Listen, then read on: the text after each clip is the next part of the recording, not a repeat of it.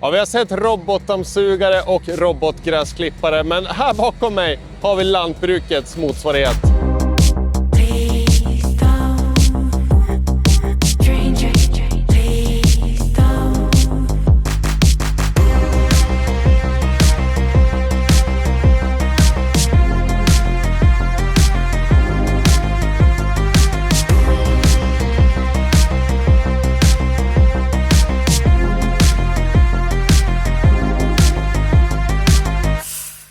Det är typ lantbrukets motsvarighet till en robotgräsklippare. Ja, kan man Ungefär. säga.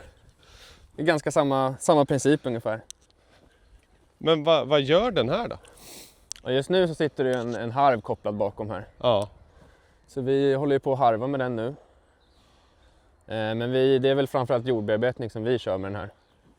ja just Vi det. har haft lite något tallrikredskap och en kultivator och så har vi plöjt med den också. Men hur funkar den? Alltså kör den kör själv? Eller? Ja, helt autonomt. Man kan gå hem och dricka kaffe så fortsätter den här köra. Eller gå hem och lägga sig. Men för då har man liksom läst in fälten på förhand då? Precis, man mäter in fälten som en GPS-stav, ungefär som man kan mäta in på byggen och grejer också. En sån är det man använder.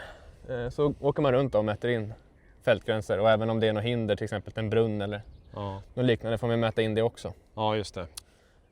Så lägger man in det på datorn där och så ger man lite uppgifter till den här och hur man tycker den ska bete sig och sådana saker, och så skickar man iväg det till den här, så är det bara ut och köra. Ja, jäklar. Det är häftigt. Ja. Det här med inmätningen kan ju ta lite tid också. Ja. Men det är också en sån grej. Har jag mätt in det här en gång, Ja. behöver inte jag göra det nästa år igen, utan Nej, då har jag ju det precis. kvar liksom. Så Precis. nu har vi haft den här något år. Man börjar väl komma in, vi har inte mätt in allting, men mycket börjar bli inmätt, så att det börjar bli liksom bara knappa in på datorn och skicka ut den liksom, så att det går ganska smidigt så. Sen är det bara liksom ställa ut den på nästa fält och trycka på Play. play. I princip. Så Men så hur, funkar. är det batterier eller hur funkar den så? Nej, utan sitter ju en dieselmotor i den. Ja, det gör det. Ja, precis. Där är ett avgasrör. Ja. Precis. Så jag vet inte om man ser igenom det, men det sitter som en grön stor klump här inne. Det är då en stor generator som sitter direkt på motorn. Aha. Och det är egentligen det enda motorn driver. Så sen sitter det från den generatorn då kablar ut. Sitter det en elmotor här på varje band. Okej, så att det blir som en hybridmaskin då, fast med elmotorer som sköter driften. Så Precis. Dieselmotorn laddar. En generator bara. Ja, i princip. just det. Sen är det väl säkert en oljepumpar och grejer som drivs av motorn också. Mm. Men det är liksom ingen växellåda eller något på det sättet, utan det är kablar från motorn direkt ut till banden då. Så man har ju en vanlig traktor, så kan det ju tappa väldigt mycket effekt i växellådan, att det försvinner mycket där. Ja. Så det har du ju inte på samma sätt i den här, utan den blir ju väldigt stark trots att den är ganska liten. Ja. Och fram till då, nu är det bara vikter ser Ja, ut som, precis. men Vi har ju hängt på lite extra vikter här fram. ja. Kanske inte är så jättesnyggt, men det var i höstas så hade vi då en stor plog i bak. Ja. En 6-skärig helburen plog, så den skulle ju lyfta hela plogen då. Så då Ja. blev man lite lätt fram, så vi fick vikta ner den lite grann. Ja, just det. Men sen har du ju här framme då också den här som sitter framför vikterna. Ja. Det är ju som en sån här skumgummi-bumper. Aha, okej. Så det sitter ju som sensorer i den här jäklar. som känner av. Den har ju väldigt mycket säkerhetssystem, men om det skulle liksom, om någon anledning inte känna av grejerna, så är liksom sista utvägen att om någonting tar i här, då stänger den av allting Då direkt. tvärstannar den. Ja, just det. Så att om jag skulle stå här och den kommer köra den kommer inte köra över mig. Nej, den kommer ju stanna långt innan. Ja. Men om det skulle vara så att den inte har känt av det av någon anledning, så när du tar emot här, då Då stänger den. stänger den av motor och allting Ja, direkt. just det. Men det kan ju vara, ja men vi pratade om det innan, så att det har blåst ner ett träd eller någonting som ligger liksom Precis, dumt till då. exakt. Och för det mesta, jag skulle säga att med säkerheten så är det nästan lite för bra. Den stannar lite för... Jaha, det är lite för Den är lite för känslig. känslig liksom. Man är inte orolig att den inte ska känna av någonting, utan man är mer orolig att den ska känna av för mycket. Om man Ja. Men det här är ändå ett ganska kralligt verktyg eller redskap Ja. som ni drar med den här nu Som då. sagt, den här är ju ny för säsongen, så vi har bara kört ett par dagar med den här. Jag var lite orolig när chefen berättade att han hade köpt den här. För tidigare har vi bara haft redskap som sitter i bak i de här lyftarmarna. Ja. Som liksom burna redskap, så den lyfter hela redskapet Ja. när den vänder och så. Så nu här med det här boxerade redskapet var jag lite orolig hur det skulle bli med vinklar och när den svänger och grejer. Liksom. Den får ju inte backa nu heller, det får den ju göra när den har ett buret redskap. Aha. Men det har faktiskt varit över förväntan. Det har funkat nästan det bästa att köra så här tycker jag. Men hur bred är den här då? Det här är en harv som är Den är 6 meter bred. 6 meter bred. Vilken vanlig traktor hade kunnat dragit ett sånt här redskap annars? Ja, men det är väl en traktor på 150-200 hästar någonting kanske. Ja, just det. Det är ganska lagom. Ja. Och det gör den här nu helt själv istället. Precis, dygnet runt. Det är väl det fina. Ja. Så vi har ju en 10 meters harv som vi kan dra bakom våra traktorer. Ja. Men man vill gärna sova någon gång också. Så då är det bättre att den här får köra och jobba dygnet runt.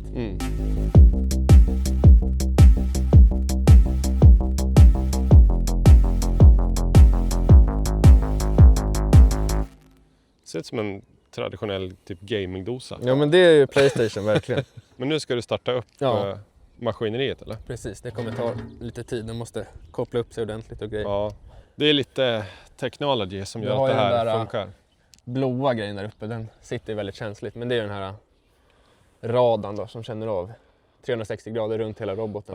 Okej. Sen sitter det ju även, här framme sitter det ju som, här är egentligen sådana parkeringssensorer som du har typ på bilen. Jäklar det. Likadana, sitter Just det. här och känner av framför. Vad väger den? Han väger väl 7 ton, roboten i sig om man säger. Det är en av de stora fördelarna med det här, att det blir väldigt lågt marktryck med de här breda stora banden. Precis. Och vad är det för effekt i den då om man pratar?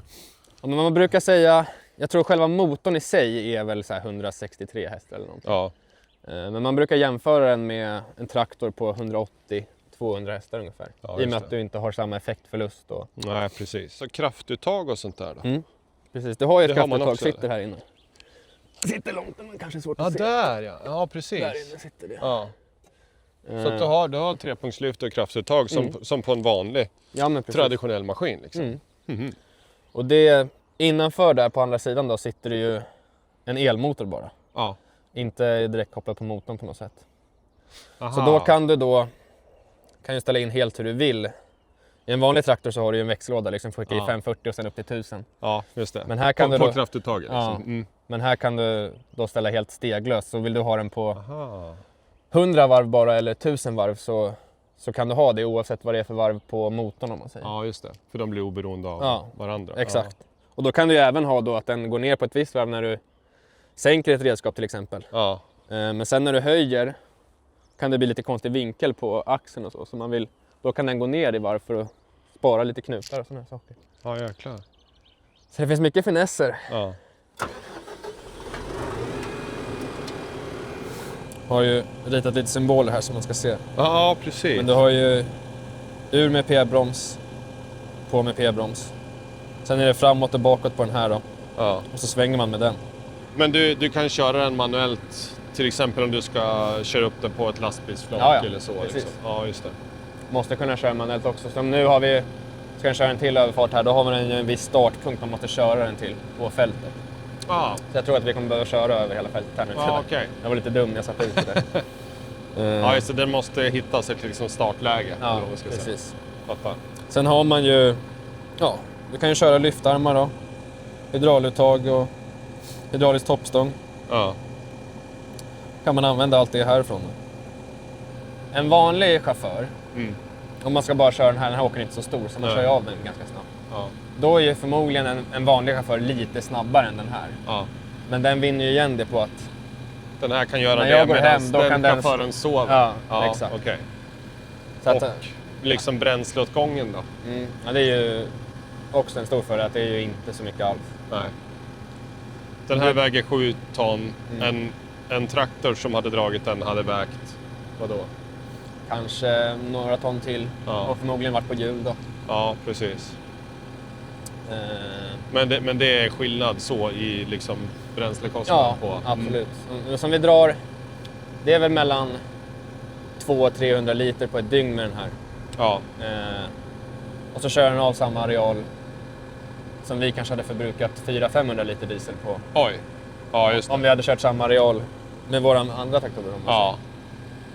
Så det är nästan... Nästan hälften precis. Typ bränslekostnad. Ja, just det. Kan man säga. Ja.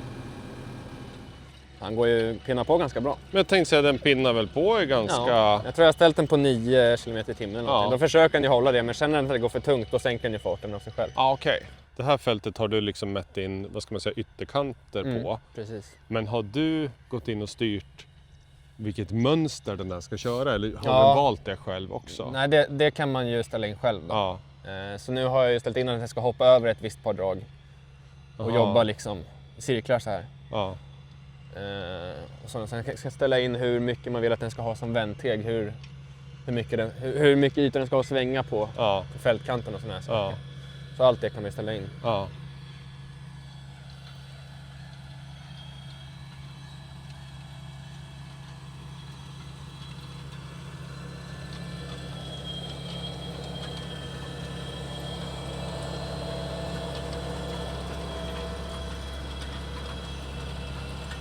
Sen en grej som jag har haft lite problem med ser man nu här när den börjar köra, att det flyger runt massa fåglar. Ja. Kan ju många känna igen sig att på våren så vill de gärna vara med. Men jag tycker att det har funkat ganska bra med harven ändå, för att de hamnar som ganska långt bakom den ändå. Ja, just I och med det. att harven är ju ganska lång.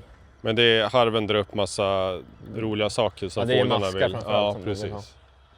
Men vad är det fåglarna kan ställa till för den då? Är det komma det är från att den någon sensor? Och... Ja, att den känner av. Den har ju som värmekamera så den känner ju av någonting som är varmt då. Ja, just det. Fåglarna är ju ganska varma. Just det. Så då det- kan den bli att den stannar för att den tror att den håller på att köra på någon. Precis. Nu är den här på väg rakt emot oss. Ja. Och den ska stanna. Nu ser du det där lila, det är att den känner oss. Kommer den smyga och sen till slut kommer den stanna. De gröna lamporna har blivit lila lite grann där och så är det lite gult. Och så piper den lite grann va? Ja, precis. Den piper då för att varna att den är här liksom. Ja. Och det lila, det är att den känner av oss med värmekameran. Ja. Det gula som gick runt där, det är bara som en...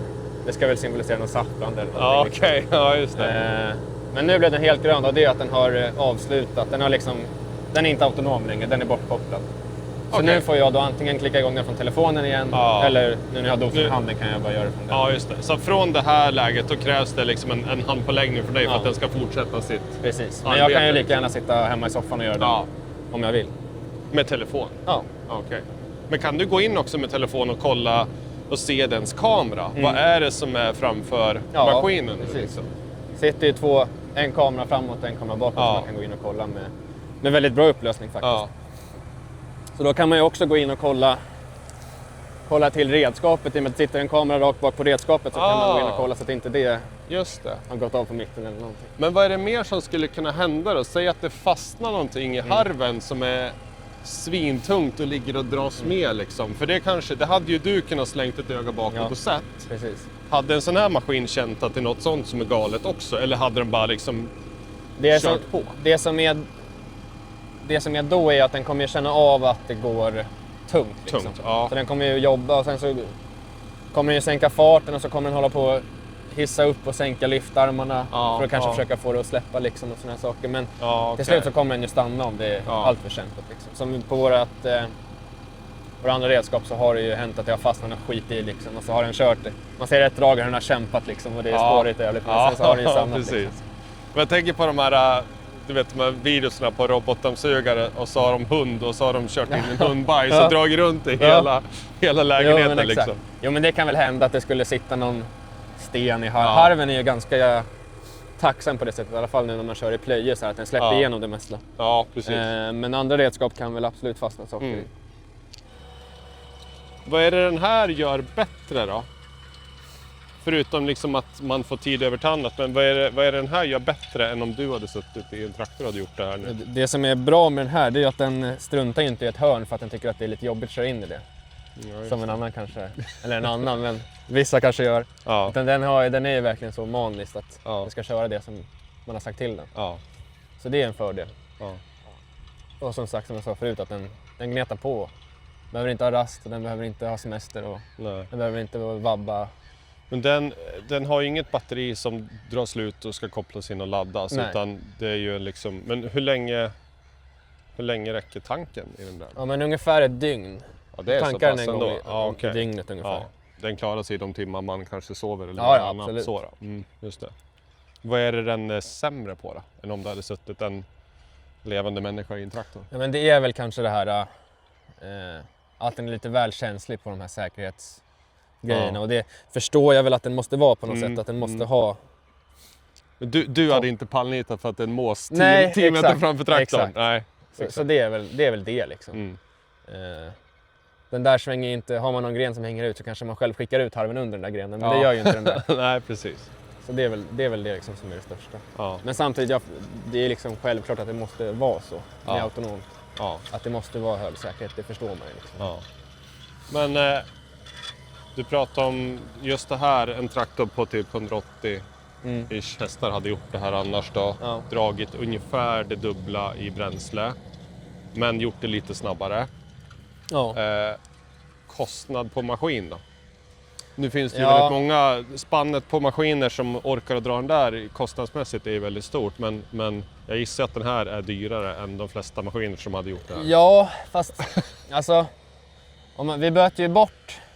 Vi hade ju som sagt en tvåbandad traktor som ser ut som den där fast mycket större förut. Som vi böt bort då när vi skaffade den här. Okej. Och mellan de två, om man jämför nypris, Ja. så skiljer det nog inte så mycket. Nej. Sen är det klart att den är nog dyrare än en vanlig 180 hästars traktor. Ja, precis. Men man får ju liksom se det för vad det är lite grann. Mm. Man får jämföra det med en 300-400 hästars traktor Ja, i och med att den gör ju så mycket mer. ja okej. Om vi tänker på hur mycket areal avverkar den på ett dygn. Ja. Då får man jämföra den med en 300-500 hästars traktor. Ja, det är så. Ja, Är det här som är framtiden liksom? ja Det men blir tror mer jag. och mer som det här Farming Simulator-spelet. Ja. Man hyr in en arbetare Ja, men precis. och så går man och gör något annat. Ja. Nej, men jag tror, vare sig man vill det eller inte så är det väl så. Att det kommer bli mer sånt här. Mm. Och det kan man väl tycka, vissa kanske inte tycker det är tråkigt att man inte ska behöva köra traktor. Men Ja. alltså, som jag får ju fortfarande köra mer traktor än vad jag vill här på jobbet. Liksom. Ja, det är så. Man får ju, det är inte som man är så där skitsugen på att dra några 100 hektar till där liksom på hösten ändå. Nej. Även fast vi har den här liksom. Så Nej, precis.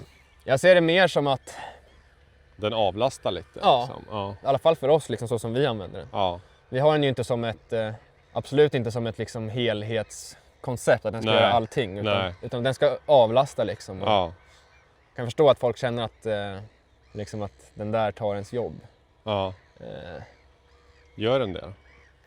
Det känns ju som att på gårdar finns det ju alltid saker att göra. Ja. Det är väl bara att har man en sån här så hinner man med andra saker som man inte hade gjort annars. Ja.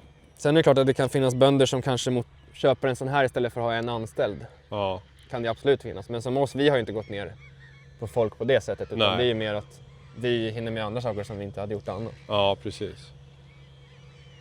Och man kanske inte behöver jobba... Ska vi flytta oss den här gången då så Ja. får den köra i lugn och ro. Precis. Nej, men och sen kanske liksom inte blir de här riktiga månaderna. Nej, Där man liksom jobbar i princip dygnet runt. nej precis. Nej, men det var lite kul, som igår kväll då pratade jag med en polare liksom, då hade jag kommit hem på Ja. kvällen. Och han var ute och harva själv. Ja. Så liksom han bara, är det ingen som jobbar längre liksom? Jag bara, ja, roboten den kör ju. Jag kör hela natten. Jag harvar för fullt Ja, så ligger precis. du i soffan. Liksom. Ja. Men det är typ, ja, det är som med mycket andra grejer liksom. Det är som diskmaskinen kommer. Man kan sitta i soffan och diska, men det är någonting som gör det åt en. Alltså Ja. principen är lite så. Precis. Eller som liksom, man kan ta exempel med mjölkdjur då. Ja, Att när mjölkroboten kom ja, så var ju väldigt många skeptiska och det där kommer aldrig funka. Men nu ja just det. finns det ju knappt någon lagård utan mjölkrobot. Nej, liksom. precis. I alla fall inte... Man bygger ju inte ny mjölklagård utan mjölkrobot i. Så är det. Nej, exakt. Nya saker är folk alltid skeptiska till och jag Ja. var ju själv skeptisk innan vi skaffade den här. Liksom, att det är väl jättelång tid innan det där funkar, i alla fall här i Sverige liksom, Ja, med våra ja. holmar och backar och grejer. Liksom. Men redskapet som den där drar nu, det är ju inte på något vis anpassat till just den maskinen. Nej, det är en helt vanlig harv. Ja, Liksom. precis. Men kommer det liksom mer och mer redskap där också då, så man kommer kunna göra mer än kanske bara markberedning? Och... Ja, absolut. Det handlar väl främst om att ska man ha något mer avancerade redskap så måste du ju kunna prata liksom måste det funka mellan. Nu vet den liksom bara att den åker runt på åkern, men har man någon såmaskin eller något så måste den ju veta lite mer vad den faktiskt gör. Liksom. Ja, precis. Men det är väl på gång jättemycket. Ja.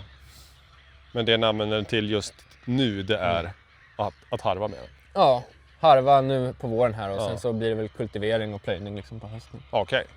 Frän. Ja. Frän maskin. Ja, absolut. Man kan stå och kolla på den bra länge. Man får ju annat gjort ändå. Nej, exakt.